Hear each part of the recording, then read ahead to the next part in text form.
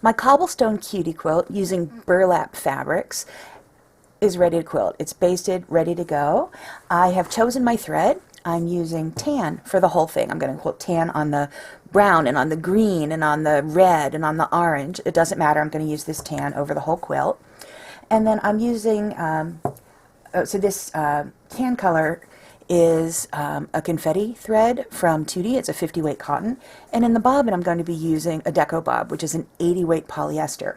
They're not the exact same color, but this this bobbin thread is so thin that it's going to match perfectly. The color isn't as strong as it looks on the cone. It's going to match beautifully. I'm going to be able to get more yardage on my bobbin and not have to change it all the time.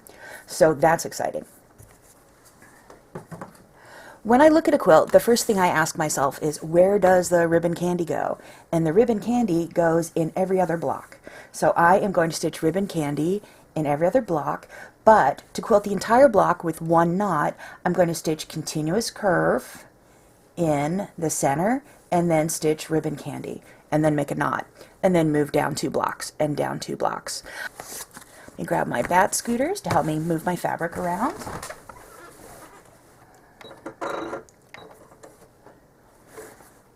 Pull up that bobbin thread,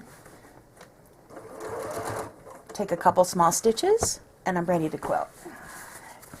So I'm stitching free motion continuous curve in this block. I am looking at this corner while I'm stitching, and I'm trying to angle out maybe 1/4 of an inch, 3/8 of an inch. It's not going to be perfect because I'm doing it.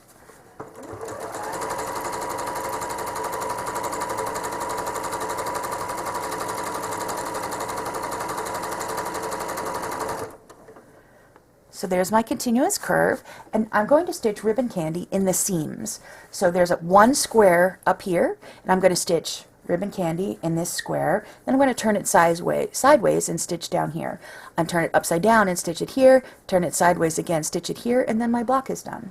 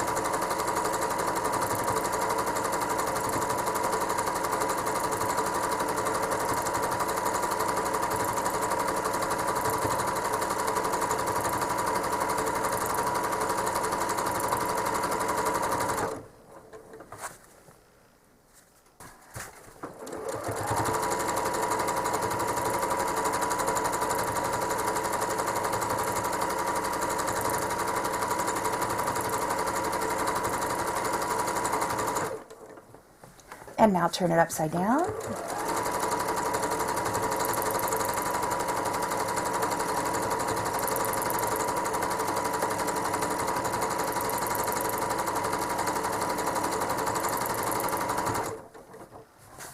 And now turn it sideways for this final rectangle.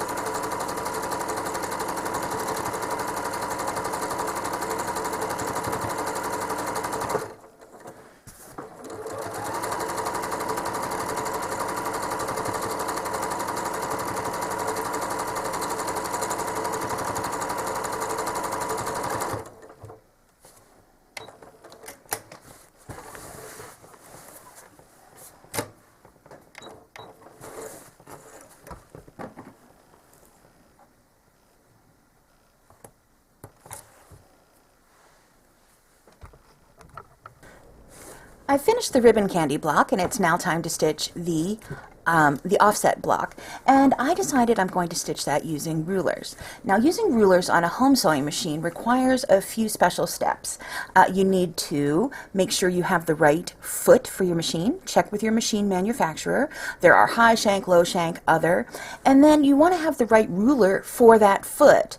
Now, my foot on my machine takes a 1/4 inch ruler, so I can use my long arm rulers, but if you use the wrong foot or the wrong ruler for your machine, you can damage your machine. So please check with your manufacturer before trying to use rulers on your home sewing machine. I'll post a link below to my class on annies.com about using rulers on home sewing machines. I'm starting with the center square, and I've pulled up my thread at the corner.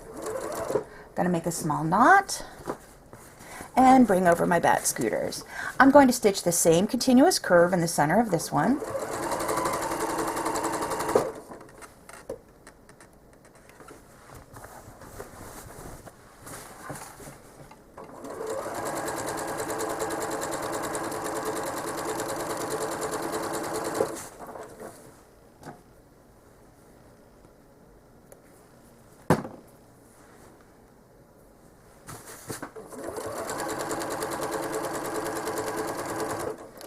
And now I want to stitch in the ditch all the way around this. I could bring in a ruler to do it. I'm going to stitch it free motion. Again, I could have used a ruler to stitch these continuous curves in here, but free motion is fine for what I want on my quilt.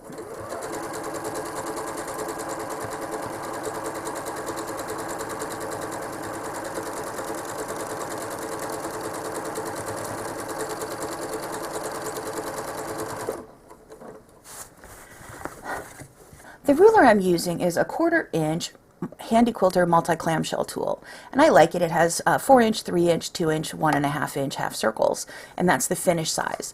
I put ruler grip on the bottom so that the ruler grip will move my quilt for me. If I use the ruler without the grip, the ruler slides. So what I want to do is stitch stitch 3/4 of a circle around here and 3/4 of a circle around here. So I have my needle in the corner. I'm putting my ruler right next to the foot, and I'm going to stitch 1/4 of a circle.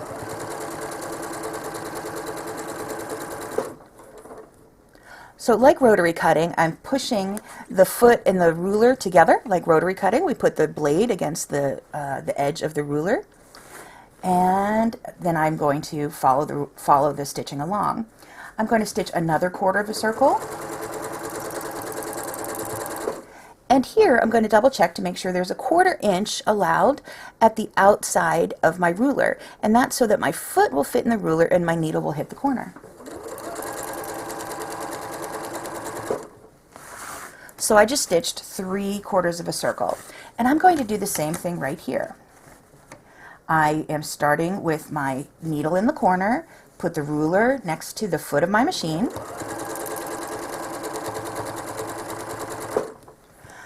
stitch a 1/4 circle, turn. I use my Batt Scooter in the hand that isn't holding the ruler.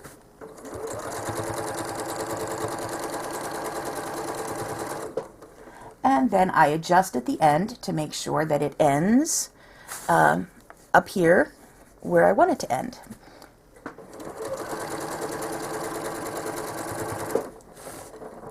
So those are 2 3/4 circles.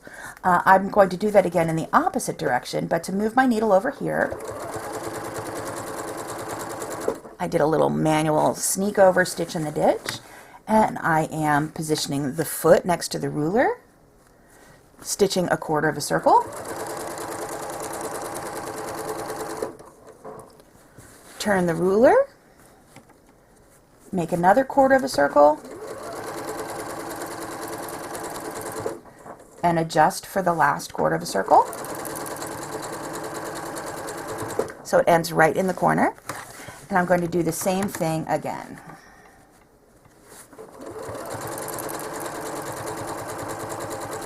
A 1/4 of a circle, turn, pick up the other Batt Scooter,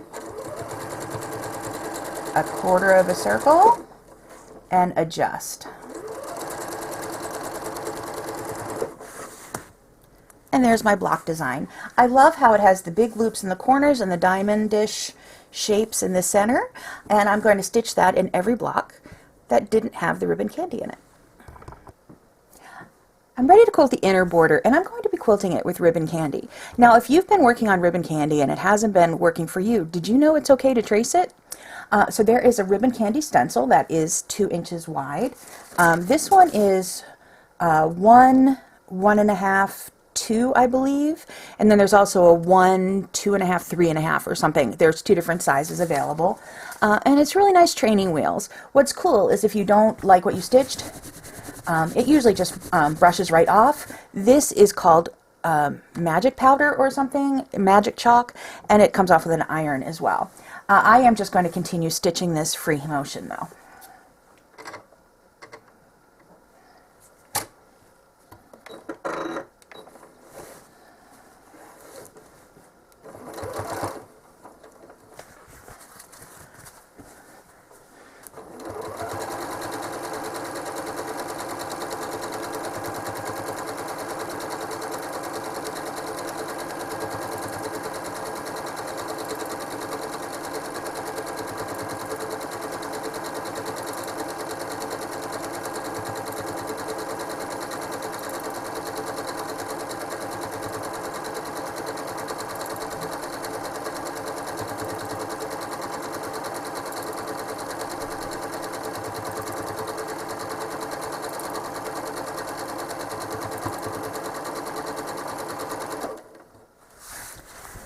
So I'll continue to stitch just like that around all 4 sides of the border. I've finished the ribbon candy on the inner border, and I'm ready to stitch the outer border. I'm going to continue using that tan thread, and I'm going to free motion quilt leaves. This has an autumn feel to it, so I think the leaves work really well. I'm going to grab my Batt Scooters, and this is a free motion pattern where I'm going to make my leaves going in all different directions, and I'm going to move them around by making loops in between. So I'm going to make a loop and then stitch a leaf going up here at about 11 o'clock at the angle, my angle.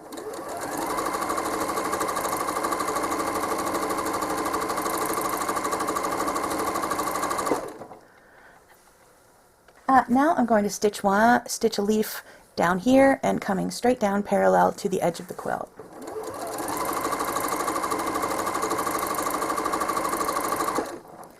So the first thing I did was make a curve, and now I'm going to curve back, and that's my leaf, and I'm going to make a C curve in it and trace it for the vein. That's the basic form of a leaf, and I can change the shape of it and put more curls in it. Leaves are really forgiving.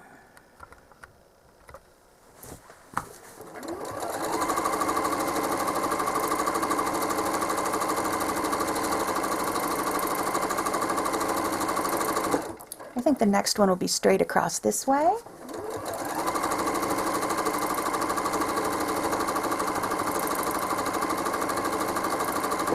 And maybe a loop over here and another coming up.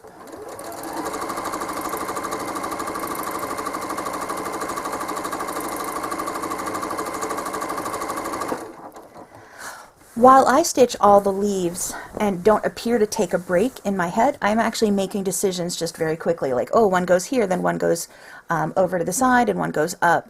So it's okay to take your foot off the pedal in between each one and just know where the next leaf goes. You don't have to know where all the leaves go, just know where the next one goes. And if you're not sure, take your foot off the pedal, stop, and finger draw it in. I'm like, oh, I think one is going to go here, and then I'll stop.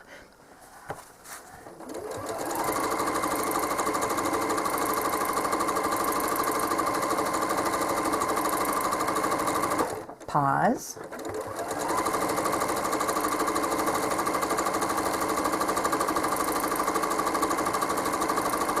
Pause.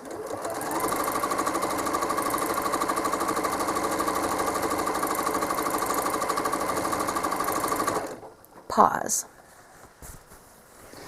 And I'll continue stitching leaves like that all the way around the border of my quilt.